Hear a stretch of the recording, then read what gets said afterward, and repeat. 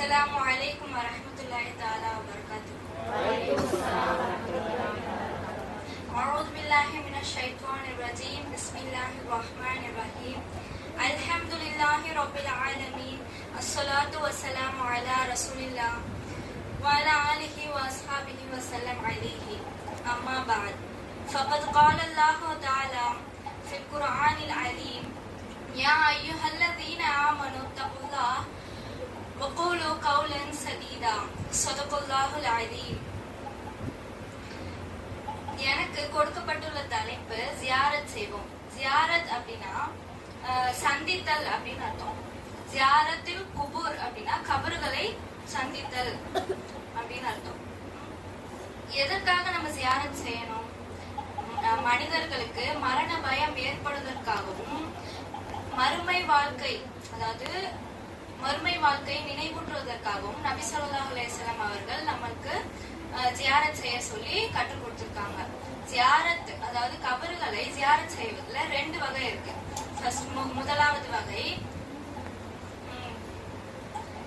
நம்ம ஜியாரத் செய்ய போற கபரு முஸ்லிமாக ஆகியிருந்தால் அவங்களுக்கு நம்ம நபி ஸல்லல்லாஹு அலைஹி வஸல்லம் அவர்கள் கற்றுக் கொடுத்த துஆவை ஓதி அவர்களுக்காக பிரார்த்தனை செய்ய வேண்டும். ஆயிஷா ரலியல்லாஹு அன்ஹா அவர்கள் கூறுகிறார்கள், அல்லாஹ்வுடைய தூதர் நபி ஸல்லல்லாஹு அலைஹி வஸல்லம் அவர்கள் என்னோடு தங்கியிருந்த ஒவ்வொரு இரவின் பிற்பகுதியில் மதீனாவில் உள்ள பக்கீஉல் கர்கத் என்னும் பொது மையவாடிக்கு செல்வார்கள். அங்கு சென்று கூறுவார்கள்: அஸ்ஸலாமு அலைக்கும் தாரி கௌமில் முஃமினீன் வ அதாக்கும் மா துஅதுன் கதன் முஅஜ்ஜலூன் வ இன்னா இன்ஷாஅல்லாஹ் பிக்கும் லாஹிகூன் அல்லாஹும்ம அக்ஃபிர் லி அஹ்லி பக்கீஇல் கர்கத். இந்த அடக்க ஸ்தலத்தில் உள்ள இறை நம்பிக்கையாளர்களே, உங்கள் மீது சாந்தி பொழியட்டும். நீங்கள் நாளை சந்திக்க போவதாக உங்களுக்கு வாக்களிக்கப்பட்ட ஒன்று உங்களை வந்தடைந்துள்ளது. நாளை அல்லாஹ் நாடினால் நாளை நாங்கள்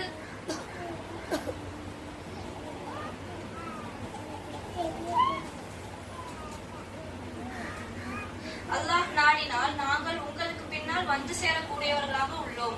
இறைவா, இந்த பக்கீஉல் கர்கத்தில் உள்ளோரை நீ மன்னிப்பாயாக அப்படின்னு துவா செய்வாங்க. இரண்டாம் வகை என்னன்னா, மண்ணறையில் அடக்கம் செய்யப்பட்டிருப்பவர்கள் முஃமினாக அல்லாதவர்கள் ஆகியிருந்தால், அதாவது இறை மறுப்பாளர்களாக ஆகியிருந்தால் அவர்களுடைய மண்ணறையை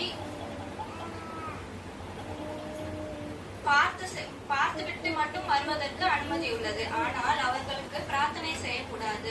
அபூ ஹுரைரா ரலியல்லாஹு அன்ஹு அவர்கள் கூறுகிறார்கள், நபிகள் நாயகம் ஸல்லல்லாஹு அலைஹி வஸல்லம் அவர்கள் தம் தாயாரின் அடக்கத்தலத்தை சந்தித்த பொழுது அழுதார்கள். அதை கண்டு அவர்கள் சுற்றி இருக்கக்கூடியவர்களும் அழுதார்கள். அப்போது அவர்கள் என் தாயாருக்காக பாவ மன்னிப்பு கோர என் இறைவனிடம் அனுமதி கேட்டிருந்தேன். எனக்கு அனுமதி அளிக்கப்படவில்லை. ஆனால் அவர்களுடைய அடக்கத்தலத்தை சந்திப்பதற்கு அனுமதி கேட்டிருந்தேன்.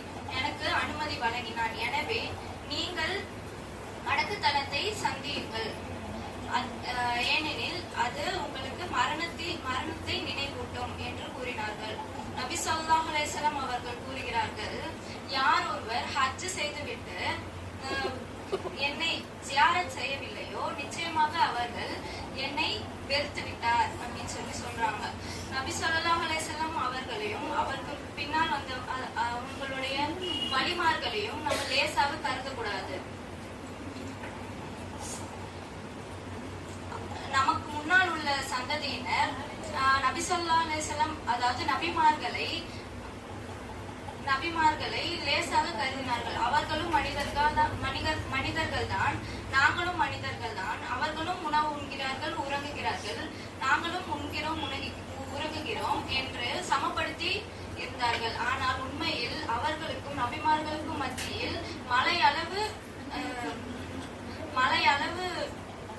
வித்தியாசம் உள்ளது. இவ்வாறு நபிமார்களை லேசாக கருதியவர்களுக்கு அல்லாஹ் குர்ஆன்ல கூறுகிறான், நபியே, நீர் அவர்களுக்காக பாவ மன்னிப்பு கேட்டாலும் அல்லது அவர்களுக்கு பாவ மன்னிப்பு கேட்காவிட்டாலும், அவர்களுக்கு 70 முறை பாவ மன்னிப்பு கேட்டாலும் நிச்சயமாக அல்லாஹ் அவர்களை மன்னிக்கவே மாட்டான். ஏனென்றால் அவர்கள் அல்லாஹ்வையும் அவர்களுடைய நபிமார்களையும்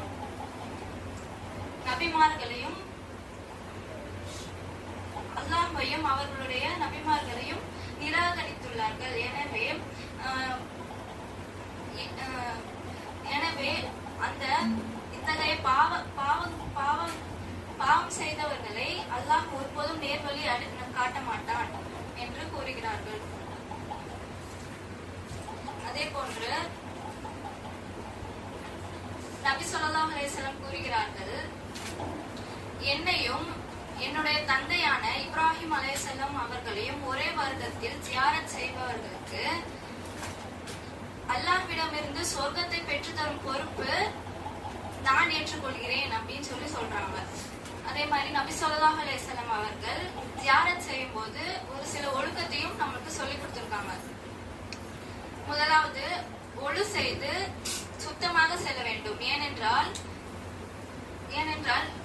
ஜியாரத் என்பது நபி ஸல்லல்லாஹு அலைஹி வஸல்லம் அவர்கள் சொல்லிக் கொடுத்த ஒரு சுன்னத்தான காரியமாகும். அதனால நம்ம ஒழு செய்து கொள்ள வேண்டும். இரண்டாவது, நபி ஸல்லல்லாஹு அலைஹி வஸல்லம் அவர்கள் கற்றுக் கொடுத்த துஆவை ஓத வேண்டும்.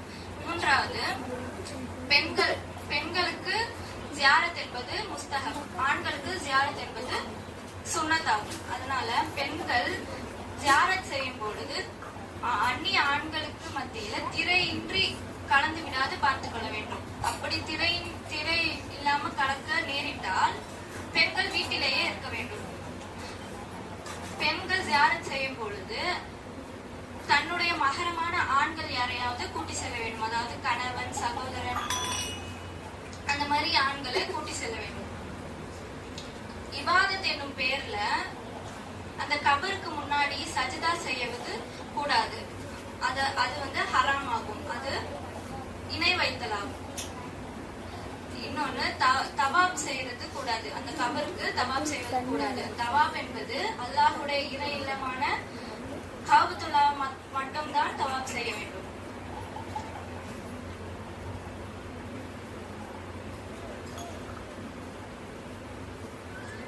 நம்மளுடைய பெற்றோர்கள் ஹயாத்தோடு இருக்கும் பொழுது நம்ம அவங்களுக்கு செய்ய வேண்டிய காரியங்கள் எல்லாத்தையும் நம்ம நல்லா செய்யணும்.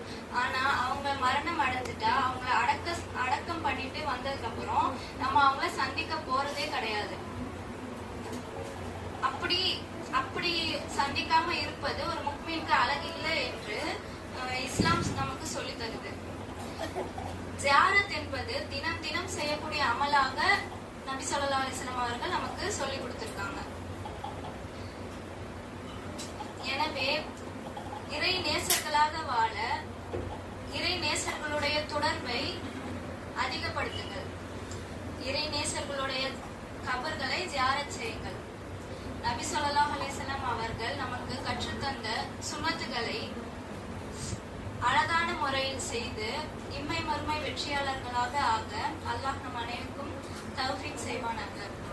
வாஹிர் தாவானா அனில் ஹம்துலில்லாஹி ரப்பில் ஆலமீன். அஸ்ஸலாமு அலைக்கும்.